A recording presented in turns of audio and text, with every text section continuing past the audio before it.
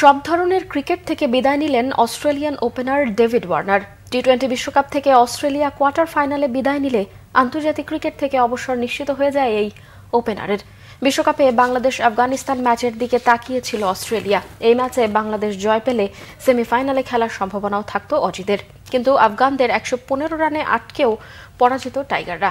বৃষ্টিবিঘ্নিত ম্যাচে Duckworth Lewis নিয়মে বাংলাদেশকে 8 রানে হারিয়ে অস্ট্রেলিয়ানদের হৃদয় ভেঙে প্রথমবারের মতো বিশ্বকাপের সেমিফাইনালে উঠে ইতিহাস গড়েছে আফগানিস্তান। আর অস্ট্রেলিয়া বিদায় নিশ্চিত হওয়ায় বিদায় ঘণ্টা বেজে যায় ওয়ার্নারেরও। বিশ্বকাপের আগেই বিদায়ের ঘোষণা দিয়েছিলেন 38 বছরে হতে যাওয়া এই ক্রিকেটার। ওয়ার্নারের সেই বিদায় হলো বড় হতাশার। এর সাথে 15 বছরে আন্তর্জাতিক ক্রিকেট ক্যারিয়ারের শেষ হলো এই মারকুটে ওপেনারের। গত নভেম্বরে বিশ্বকাপ খেলেই অবসর নেন ওয়ানডে ক্রিকেট থেকে। এরপর জানুয়ারিতে বিদায় নেন টেস্ট থেকে। ইচ্ছে ছিল 2021 সালের পর এবার আরেকটি টি-20 বিশ্বকাপ জিতেই সব ফরম্যাট থেকে বিদায় জানাবেন। অস্ট্রেলিয়ার হয়ে 112 টেস্টে 26 সেঞ্চুরিতে 8,786 রান, 161 ওয়ানডেতে প্রায় 7,000 রান এবং 110 টি-20তে 3,277 রান করেছেন তিনি। অজিদের হয়ে ওয়ানডে বিশ্বকাপ, টি-20 বিশ্বকাপ এবং আইসিসি ওয়ার্ল্ড টেস্ট চ্যাম্পিয়নশিপও জয় করেছেন।